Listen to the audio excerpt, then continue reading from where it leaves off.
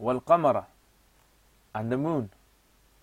We measured it, manazila, stations, hatta, until, عاد, it returned, كالأرجون القديم, an old date palm branch.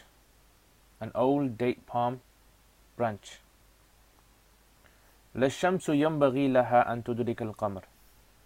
It does not befit, the shamsu, the sun does not befit for it. The sun does not befit for it. أَن تُدْرِكَ الْقَمَرَ, that it surpasses or it reaches the moon. وَلَا اللَّيْلُ, nor the night, سَابِقُ النَّهَارِ, is surpasser of the day, is the surpasser of the day. وَكُلٌّ, and everything, كُلٌّ, everything, فِي فَلَكٍ, is in, or everything in an orbit, everything is in an orbit. Everything is in an orbit. يَسْبَحُونَ, swimming. Okay, have you got that? Okay, right, so let's look at the tafsir of this now. So what's the tafsir of this? So here, Allah subhanahu wa ta'ala mentions something very amazing. He says that everything on the planet Earth, everything that you have, or outside of Earth, He's created everything in azwaj. Azwaj, it comes from the word zoj.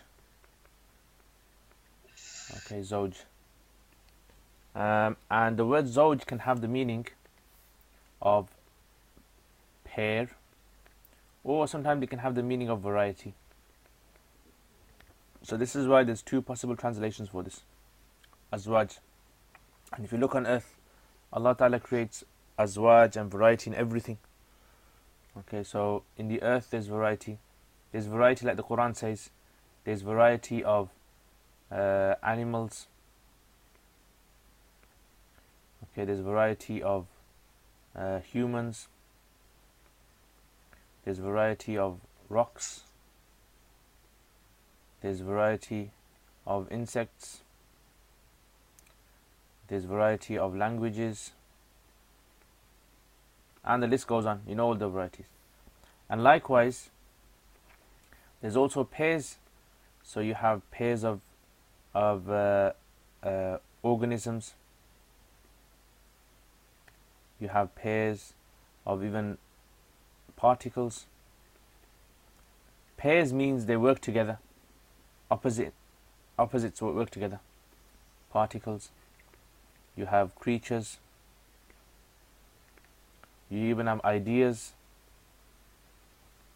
concepts, right? All these things, seasons, the whole system works in pairs. Now, the reason this is so amazing is because if you think about the universe never works in an ordinary fashion.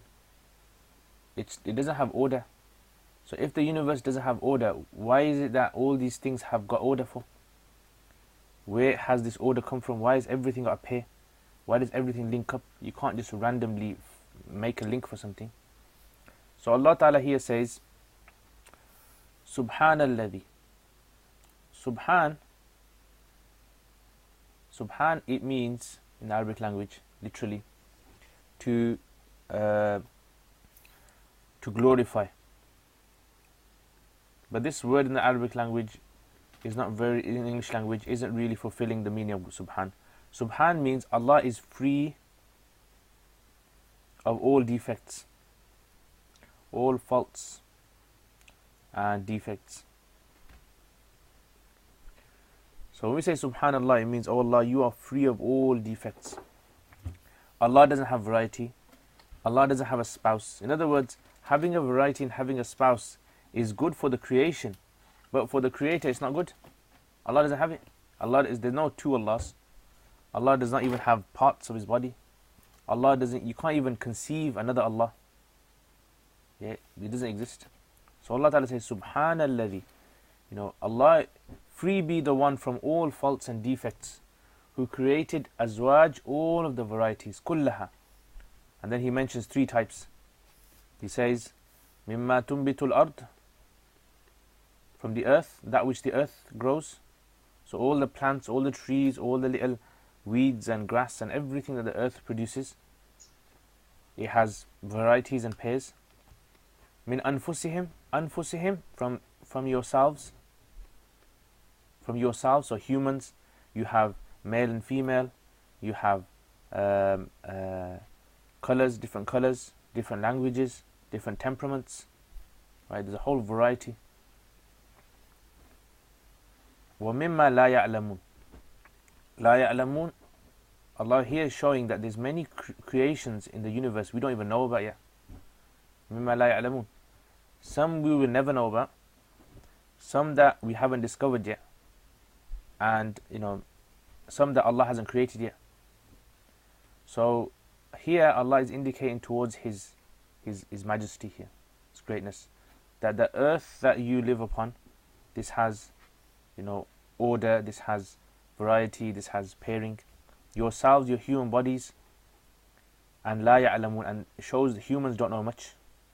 Because if there are things out there that the humans, beyond the human hearing, beyond the human seeing, beyond the human comprehension, but Allah has created them, and they have pairs and varieties, maybe even different types of creations in the universe.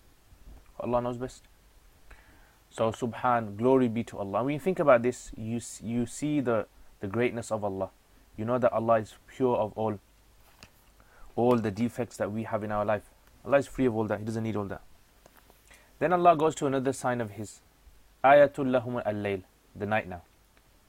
Now the night is a sign of Allah Ta'ala. Why is it a sign of Allah Ta'ala? Because if you notice, when the night comes on the earth, then what you tend to get, it doesn't just come and go. It moves in a certain way. So let's say it's nighttime. What you tend to get is that it kind of just,